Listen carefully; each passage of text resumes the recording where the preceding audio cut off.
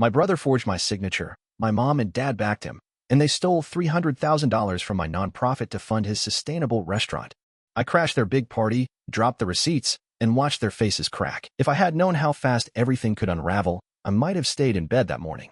My name's Aaron Walker. I'm 34 years old, living in a sleepy coastal town called Millers Bay, South Carolina. I run a nonprofit called Blue Haven Conservation. It's not flashy, but it's mine. Every coral we save, every fishing village we help, it all matters. Or at least, I thought it did. It was barely 6 a.m. when my phone lit up like a Christmas tree. 37 missed calls. 18 texts. Half from board members, the rest from random numbers I didn't recognize. My stomach dropped before I even touched the screen. The first voicemail was from my best friend and project manager, Carla. Aaron, call me. It's bad. Really bad. I stumbled out of bed, the old floorboards creaking under my feet. I could hear the waves hitting the shore outside my tiny rented house. For a second, I wanted to pretend it was just another Monday. Another day fighting for the ocean. But there was no pretending after the second voicemail. It was from a reporter, National Environmental Watchdog, asking for comment on the alleged misappropriation of federal conservation funds. I sat down hard on the edge of my bed, heart hammering. What the hell were they talking about? By the time I got to my computer, it was already plastered everywhere. Environmental blogs, local news, even Twitter. Marine biologist accused of diverting endangered species grant funds. There it was. My full name. My nonprofit's name. My reputation. Everything I had spent the last decade building, dragged through the mud.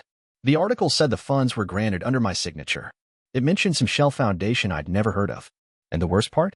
It detailed how the money, nearly $300,000, had been funneled into a luxury seafood restaurant in Charleston. A restaurant I recognized immediately. Ocean's Crown. My brother Caleb's new place. I sank back in the chair, feeling like I couldn't breathe. Growing up, Caleb was the one everyone noticed. He had the easy smile, the charm, the magnetic pull that made waitresses slip him their numbers and teachers give him second chances. I had the microscopes and the fish tanks. Caleb had the spotlight. When Caleb became a celebrity chef, the kind with his own line of olive oil and a YouTube channel with 2 million subscribers, my parents threw a damn party. When I got my master's degree in marine biology, they sent a text that said, "Good for you, buddy." I clicked through to Caleb's Instagram. Sure enough, there he was, standing in front of a gleaming sign for Ocean's Crown, arms wrapped around our parents, smiling wide. The caption? Opening night. Dream come true. Thanks to family support. The comments were full of hearts and fire emojis. I zoomed in, sick to my stomach. My dad, wearing a blue button-down he usually saved for holidays, grinned like he had just won the lottery. My mom looked like she was about to cry tears of joy. Not a single word about me. I kept scrolling. There it was. A picture of the restaurant's sustainably sourced seafood menu, featuring partnerships I'd never authorized. Using my name. They didn't even bother hiding it. The doorbell rang, and I jumped so hard I nearly knocked over my laptop. Through the peephole, I saw Carla, wild-haired and frantic. I opened the door. "You saw?" she asked. I nodded, swallowing the bile rising in my throat. "They filed the grant under Blue Haven's name," she said, pushing past me into the living room. I checked everything. "Aaron, they forged your signature." My hands shook as I raked them through my hair. "But why? Why would they?" Carla's mouth twisted like she didn't want to say it. "For the restaurant," she whispered. "They sold it as a marine conservation-themed restaurant. Said part of the proceeds would go to endangered species research. And you were listed as the lead conservation partner." I closed my eyes. Caleb, Mom, Dad, they didn't believe in Blue Haven. They laughed at it, called it my fish club, said it was a cute hobby, like other people had model trains. But now, when it suited them, when there was money and status on the line, they used me. And the entire world thought I was a fraud. I dropped into a chair, my body heavy like I had lead in my veins. Carla hovered, biting her nails. "What do we do?" she asked. I opened my eyes. They burned, but there were no tears. "We fight," I said. Because if they thought I was going to roll over and take the fall for their greed, they were about to find out exactly how wrong they were. Growing up, it was never a secret who the favorite was. Caleb had been born shiny. That's what my aunt used to say. Shiny smile, shiny trophies, shiny future. And me?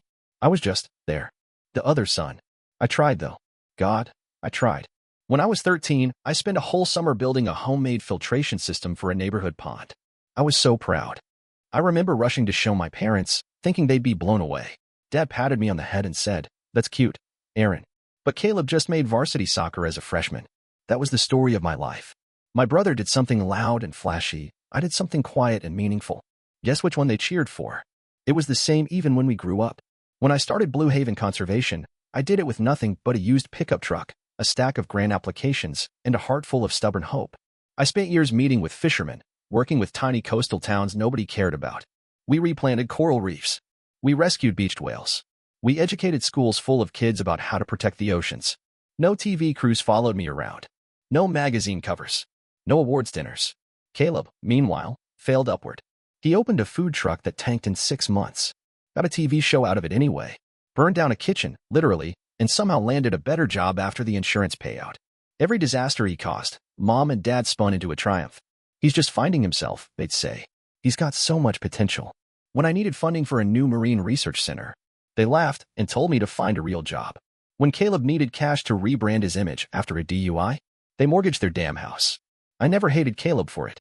Not really. He was just doing what he'd always been allowed to do. Screw up, charm his way out of it, and move on. It was Mom and Dad who built that glass pedestal he stood on. They loved showing him off like some purebred they raised. Pictures of him in chef whites, arms crossed, chin lifted, hung all over their living room. Glossy covers from Foodie Nation and Coastal Living framed right next to my third-place science fair certificate from 8th grade. When they talked about Caleb, their faces lit up like spotlights. When they talked about me, if they talked about me, it was always with a little chuckle. Aaron's playing with fish again, Dad would say, shaking his head over a beer. He means well, Mom would add with a tight smile. And now here we were. The ultimate rescue, one I hadn't even known I needed rescuing from, was them stealing my name, my nonprofit, my life's work, to bankroll Caleb's latest dream. I sat there on my worn-out couch, staring at the article splashed across my laptop screen. Fraud. Embezzlement. Investigations pending. All tied to me. All because the people who were supposed to love me saw my passion, my life's mission, as nothing but a convenient little costume for their golden boy to wear. Carla broke the silence. You realize, she said softly, they might have killed Blue Haven. The words hit harder than any punch. I thought about the reefs we had saved. The fishermen we had taught to fish sustainably. The endangered turtles we had released into the surf. All of it at risk. All of it painted with a brush of scandal. Because to my family, the real crime wasn't lying, stealing, or forging my name. The real crime, to them, was daring to exist without being marketable. By the next morning, I knew I couldn't just sit around and wait for things to get worse. I pulled every financial file we had, every grant form, every disbursement record. I sat at my kitchen table with a legal pad, a laptop, and a growing sense of nausea. It didn't take long to see how deep the damage went.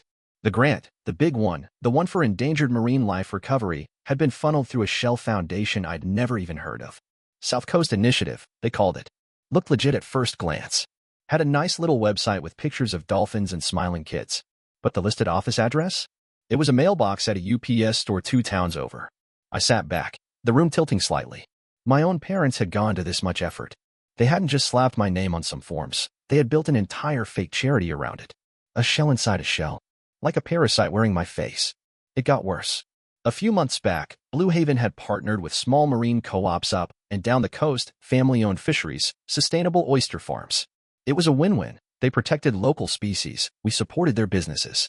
But when I checked Ocean's Crown suppliers, I almost laughed. Not one of our partners' names showed up on their lists. Instead, they ordered bulk seafood from massive commercial distributors, the kind that gutted entire ecosystems for profit. They couldn't even fake that part properly. They didn't want to support conservation. They just wanted the image of conservation. They wanted to slap sustainable on a menu next to a $38 shrimp cocktail and call it activism. Later that afternoon, I called an old grad school buddy, Dr. Hannah Myers, who now worked as an independent researcher and whistleblower consultant. If anyone would tell me straight, it was her. The second she picked up, I could hear it in her voice. Jesus, Aaron, she said, not even bothering with hello. I just got back from a fundraising event in your name. What? Yeah. Big gala at the Bayfront Hotel last month. Huge banners with Blue Haven logos. Your picture on the program. Parents bragging about their heroic son saving the ocean. My stomach dropped. I wasn't even there. I know, she said grimly. That's why it caught my attention. She hesitated, then added, they raised almost $100,000 that night. None of it went to Blue Haven. The air around me seemed to shrink. $100,000. My face. My credibility. And not a dime to the cause I'd built my whole life around. It wasn't just one bad decision. It wasn't a mistake. It was a calculated, methodical fraud, orchestrated by the people who were supposed to believe in me the most. And now? I was the one who looked like the criminal. I didn't plan it. I didn't wake up that morning thinking, today's the day I blow up my entire family in public. But when Carla texted me a picture of Ocean's Crown soft opening dinner, glittery table settings, champagne towers, and a row of news vans parked outside, something inside me snapped. I threw on the first clean shirt I could find, stuffed the folder of forged grant documents into my backpack, and drove straight into Charleston, my hands sweating against the steering wheel the whole way. By the time I got there, the dinner was already in full swing. I can see my parents through the window, laughing with a group of reporters, acting like patrons of the arts. Caleb stood at the center of it all, flashing his megawatt grin, playing the role of the visionary chef saving the oceans one overpriced scallop at a time. For half a second, I almost turned around. Then I thought about the fishermen who trusted me. The coral reefs we had barely managed to keep alive. The kids who wore Blue Haven t-shirts thinking they were part of something good. And I walked inside. Heads turned immediately. I wasn't on the guest list. I wasn't dressed for a party. I looked exactly like what I was, a man who had been thrown to the wolves and decided to come back swinging. Caleb spotted me first. His smile flickered, then stretched wider like he could will me into playing along. "Hey, bro," he said, clapping me on the back, loud enough for the cameras. "Didn't know you were coming." "Yeah," I said. Last-minute decision. My voice was calm. Too calm. Dad appeared at Caleb's side, jaw tight. Mom hovered behind them, clutching her wine glass so hard her knuckles turned white. I pulled the folder from my backpack and dropped it on a table next to the buffet of farm-to-table mussels. "Everyone," I said, my voice carrying through the clinking of forks and awkward coughs, "you might want to see this." A reporter, God bless her, stepped closer, sensing blood. I flipped the folder open. Page after page. Forged signatures. Shell Foundation registrations. Fake financial disbursements. All under my name. All leading right back to Ocean's Crown. "These," I said, turning the pages slowly so everyone could see, "are the real fruits of Caleb Walker's sustainability mission. Not marine conservation. Not endangered species research. Just fraud. Plain and simple." For a second, the room froze. Then the murmuring started. Caleb's smile twitched at the edges. He glanced at Mom like he expected her to jump in, to fix it. She did, but not the way he probably hoped. "It's exposure," Mom said brightly, lifting her chin. "You're being featured. Your name's everywhere." I stared at her, stunned. "You stole a federal grant," I said. "You laundered money through a fake charity." Dad finally stepped forward. "Come on, Aaron," he said in a low voice. "You're making a scene. Let's talk about this privately." "No," I said. "You made it public when you signed my name to this disaster." Caleb tried to laugh it off. "Aaron, man, don't be so dramatic. This restaurant is a platform. Think of all the awareness we'll raise." Awareness. For themselves. For their own damn image. The cameras caught everything. The shocked faces. The raised voices. The way my mother kept trying to smile through it like she could will it into a misunderstanding. And me standing there, not backing down. For once. I had nothing left to lose. The next morning, I sat in a sterile conference room across from a lawyer and a reporter, feeling like a man standing on a cliff edge, terrified, but weirdly free. The lawyer, Amelia Grant, was razor-sharp. She'd worked white-collar fraud cases before, but even she raised an eyebrow at the size of the mess. "They forged your digital signature on multiple documents," she said, tapping through her tablet. "And they diverted restricted nonprofit funds. That's felony-level fraud, Aaron." I just nodded. The anger, the betrayal, all of it felt far away now. Like it had burned itself out overnight, leaving only cold resolve behind. Across the table, the reporter from the Environmental Integrity Network, Travis Lee, was already taking notes. "You sure you want to go public?" he asked, glancing up at me. "It's gonna get ugly. They'll hit back hard." I thought about Blue Haven, about Carla, about the kids who sent drawings of sea turtles and whales to our little office. "I'm sure," I said. Amelia leaned in. "First step is freezing any accounts linked to Blue Haven. We can't have them draining it dry while you're under investigation." I pulled out my phone and logged into our account portal. With a few quick taps, I locked down every operational fund we had. "Done," I said. Amelia smiled grimly. "Good. That'll cause immediate pressure." She wasn't wrong. By the time I got back to my truck, my phone was blowing up with alerts. Ocean's Crown credit line, declined. Payment processing, failed. Vendor accounts, suspended.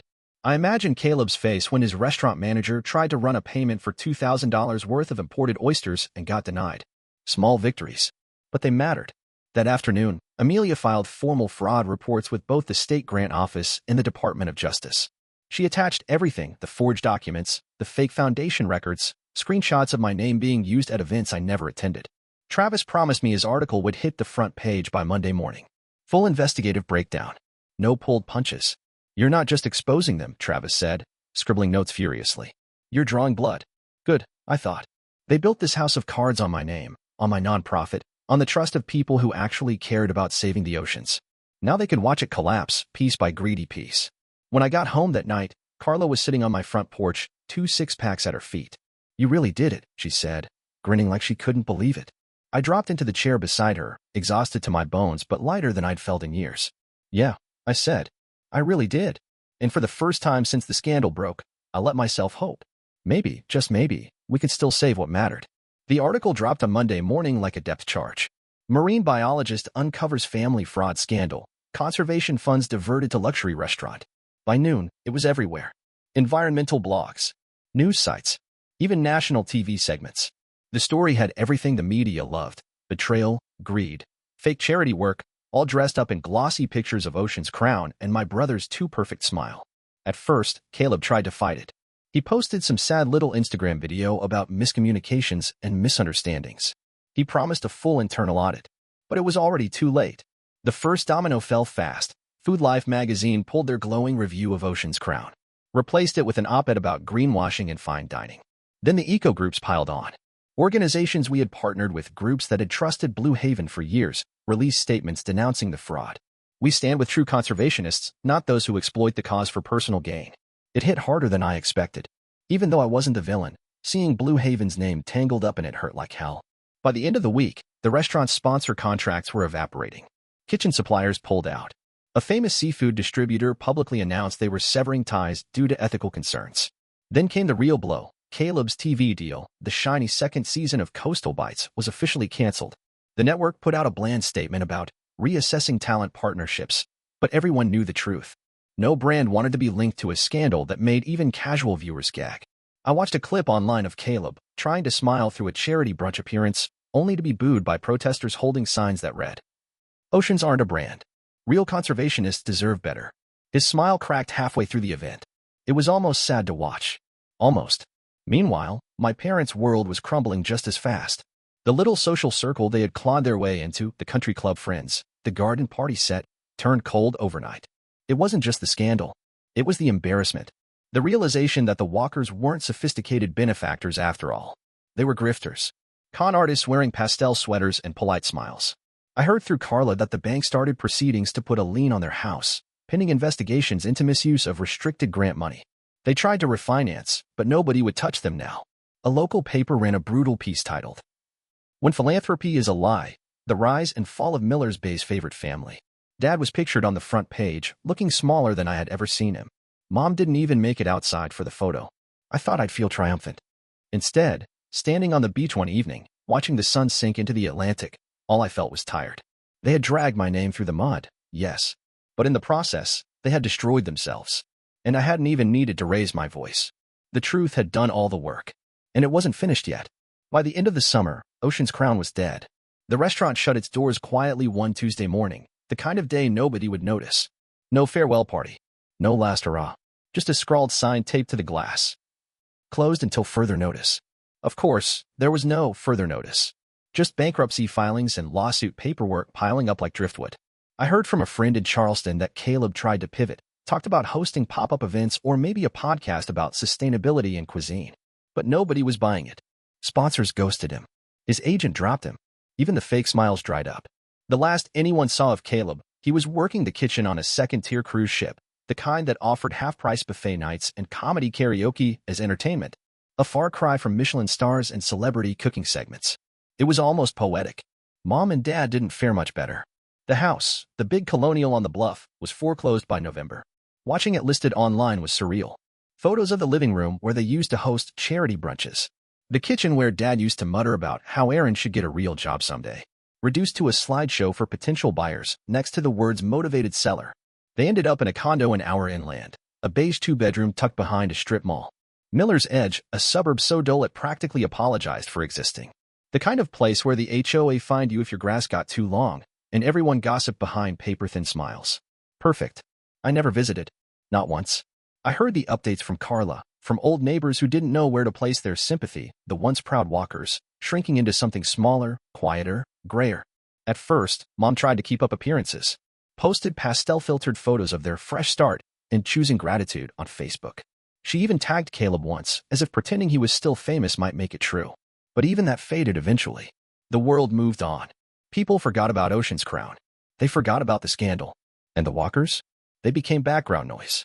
Another cautionary tale of pride, greed, and spectacular self-destruction. As for me, Blue Haven weathered the storm better than I dared to hope. The scandal brought attention, sure, but once the facts came out, once people saw who had actually tried to protect the mission, donations started trickling back in, then pouring. In January, we signed a partnership with the National Oceanic Foundation. A real one. No shell companies. No hidden agendas.